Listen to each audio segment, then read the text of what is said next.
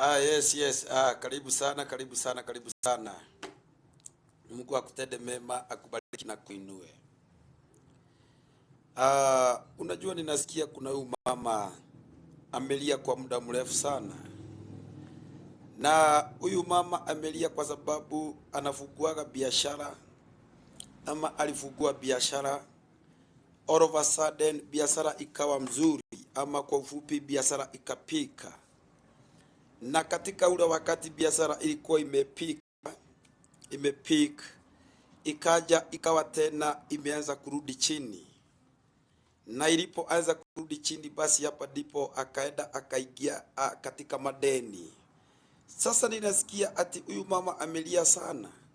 Anajiuliza maswali sana, kwa nini biashara yangu ikawa namna hii na sikutangulia na madeni? Sasa hapa wakati nilipokuwa tu ninaomba Jehova, sababu ilikuwa ni maono. Nilikuwa naona mama pahali kwa soko akiwa anateseka sana na analia sana kwa ajili ya biashara yake. Na pia hata kuna maswali alikuwa ati anauliza Mungu, anamuuliza Mungu, nilianza na wewe, hata nilitolea hii kazi yangu dhabihu nikaisimamisha kwa Jehova, lakini all of a sudden I don't know what happened. Ikawa sasa biashara yangu inainuka mara inarudi nyuma. Apart from that, ikawa sasa biashara yangu huwaga inatembea na madeni, lakini nilianzilisha biashara na pesa yangu ambayo haikuwa pesa ya madeni. Sasa nikasikia ati analia sana na anauliza Jehova, what happened? I'm here to respond to you, my sister. This is your problem. Niliposikia hiyo, Jehova akaniambia, amka unene hii. Amka uambie huyu dada chenye kinaendelea kwa biashara yake. Na atakapofanya mambo haya, basi ile shida itaisha. Sasa nikauliza Jehova, sasa shida yake ni nini? Nilipokuwa ninaomba, Jehova alinipeleka kwa kitabu kiko katika kitabu cha Second Chronicle. Akaniambia, this is the problem of that lady. Ni kweli alianzilisha mzuri sana. Hata alianzilisha na mimi. Hata aliyaombea hiyo biashara. Lakini this is what happened baada yake kuanzilisha biashara. Listen carefully, I knew very clearly, Jehova atakukatia barabara. Unajua hakuna kitu kizuri kama wakati umeenda hospitali kwa mgonjwa, ugonjwa yako ikatabulika. You know, from that time you'll be able to deal with that disease. Sababu ushaelewa ni nini kinakusubua ama shida ni nini. Lakini ni ngumu sana kusaidika kama ugali bado hujajua ugonjwa ambao inatuma basi umwe na mwili. Nisikiliza kwa makini. Sasa Jehova akanipeleka in the book of Second Chronicles. It was chapter 20 verse 35. Biblia inasema basi kukawa na mfalme mzuri sana. Yani alikuwa ni mtu mcha Mungu. Huyo mfalme alikuwa anafanya kadri na mapenzi ya Bwana na hakuwa muasi. Lakini akakuja akakutana ama akasikana ama wakaugamana ama wakaelewana na mfalme wa Juda ambaye alikuwa ni muasi, alikuwa ni mkora, alikuwa ni muaguzi wa maroho.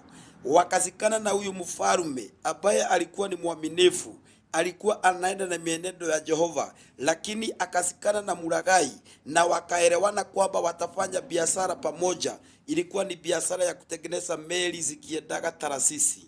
Sasa nisikilize kwa makini. Huyu mfalme all of a sudden Jehova akatuma nabii.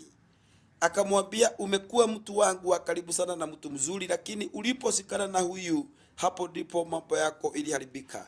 Umeanzilisha biashara pamoja na mkora. Let me tell you, you will not prosper. Lakini hiyo biashara yako itaisha. And that is what happened to this lady. Ninasikia nikiambiwa ati ulianzilisha na Mungu wewe mama, lakini pale sokoni ukaenda ukasikana na mama mwingine. Ati huyu mama mukaambiana mtafanya kazi joint. Mtakuwa mkiendea kitunguu na huku pamoja mnaweka kwa gari. Mtakuwa mnaendea yaani kuna mtu mulisikana na yeye. Sijui ni biashara gani, lakini ninasikia huyu mama anafanyaga biashara ya soko na amelia sana. Biashara yake sasa inatembeaga na madeni. Nikasikia ati kuna mambo mbili ulifanya ili biashara yako ikashuka. Ati ulisikana na mtu ambaye ni mkora.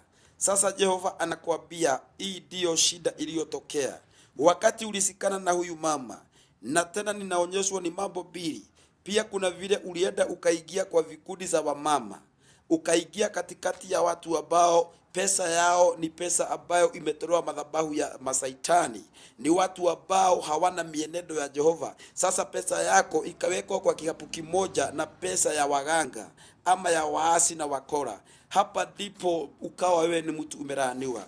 Biashara yako ikaisha, mambo yako ikasabaratika. Biashara ambayo haikuwa na deni ikawa sasa inatembeaga na madeni. Si Jehova sasa akusaidie dada yangu?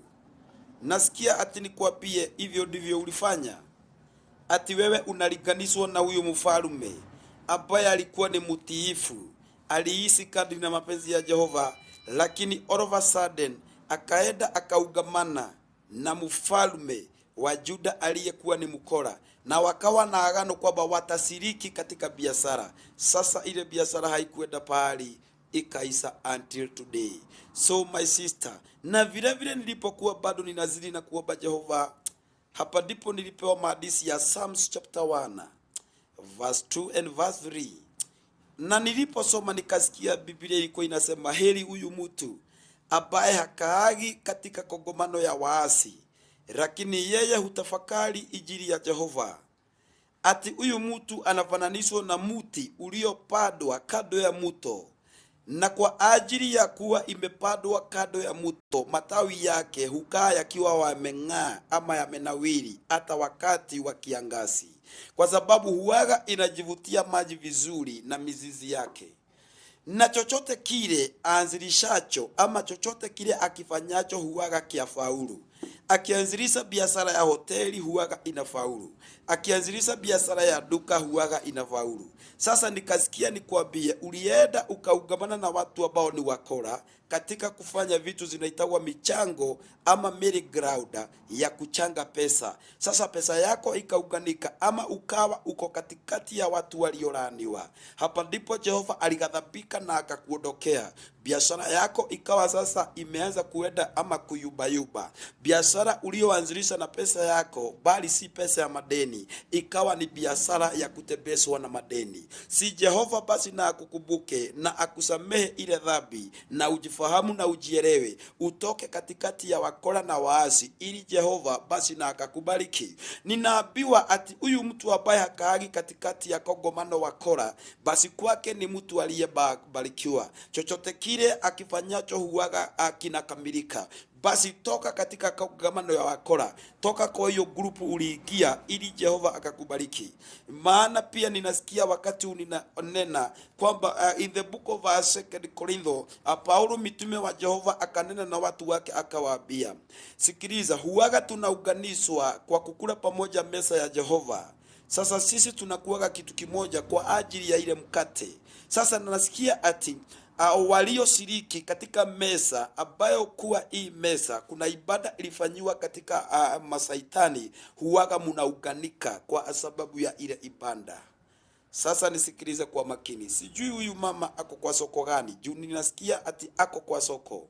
Jehova kutoka siku ya leo akufungue macho, uelewe ni akina nani unashiriki na wao katika biashara. Kutoka siku ya leo Jehova akufungue macho ama akusikie masikio ya kiroho, ili uwe unasikia sauti ya Jehova. Uelewe ni akina nani hawa unashiriki katika kutoa groups hizi mnatoaga sijui merry ground. Because the moment uliingia katikati ya the wicked people, at that moment biashara yako ikayubayuba. Now umeandamwa na madeni. Ninaona ati unalia utatoka lini kwa madeni. Ati unajiulizaga what happened.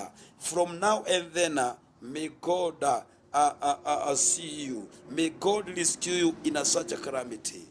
Jehova, mimi nimeshafikisha ujumbe yangu. Ninajua hii ujumbe itamfikia sababu nilisikia anakuaga huku kwa TikTok. Anakuaga huku hata kwa mitandao. Hii ujumbe ikufikia Jehova, hii ujumbe ikufikia wewe mama. Nimekuambia usome 2 Chronicle chapter 20 verse 35. That is your message. Hiyo ndio inatuma ulie. Jehova akukumbuke. Shalom, shalom, let us meet again. Thank you very much.